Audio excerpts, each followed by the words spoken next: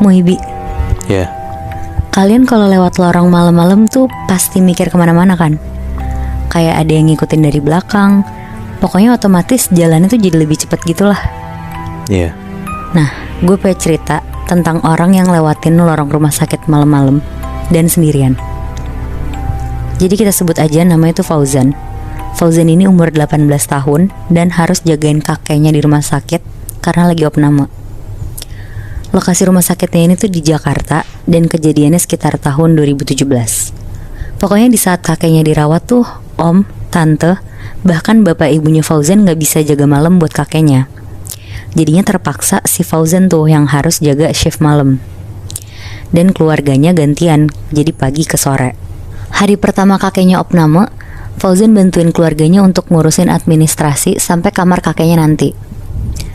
Untungnya kakek tuh dapat kamar yang berdua dan kosong tuh sebelahnya si kakek. Jadi Fauzan kalau nginep tuh bisa tidur-tiduran di kasur sebelah. Dia sih mikirnya kayak gitu.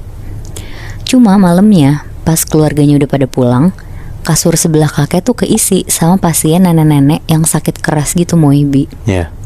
Sekitar jam 10 pas Fauzan mau nyoba tidur pun, kasur sebelah si nenek ini tuh berisik banget, batuk-batuk terus gitu Moi, gak berhenti-berhenti. Di situ Fauzan resah banget gak bisa tidur dan kakeknya ya juga jadi keganggu kan. Posisinya karena bingung banget, Fauzan akhirnya keluar lah. Dia mau nyari suster untuk nanya apa bisa pindah kamar karena kakeknya tuh gak bisa tidur. Oke, terus. Tapi pas Fauzan keluar kamar, satu lorong tuh kosong Bi. Bahkan dia lihat ke meja suster aja gak ada orang. Akhirnya dia berusaha tuh nyari-nyari suster. Dia jalan terus nyusurin lorong rumah sakit dan pas dia sampai ke depan lift, ya udah tuh si Fauzan mencet tombol turun ke bawah buat nyari suster. Karena si Fauzan kan posisinya di lantai 3. Jadi liftnya kebuka dulu tuh di lantai 2. Oke.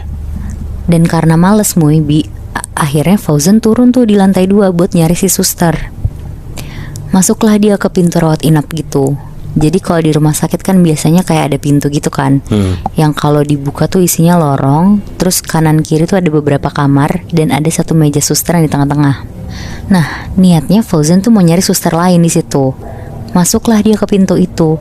Tapi anehnya, pas dia masuk dan lagi setengah jalan ke mejanya, tiba-tiba lampu satu lorong tuh mati, Bi.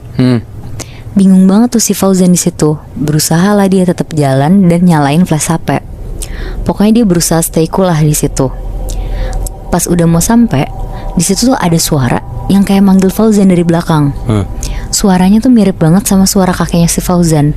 Tapi yang aneh, suaranya itu tuh datang dari salah satu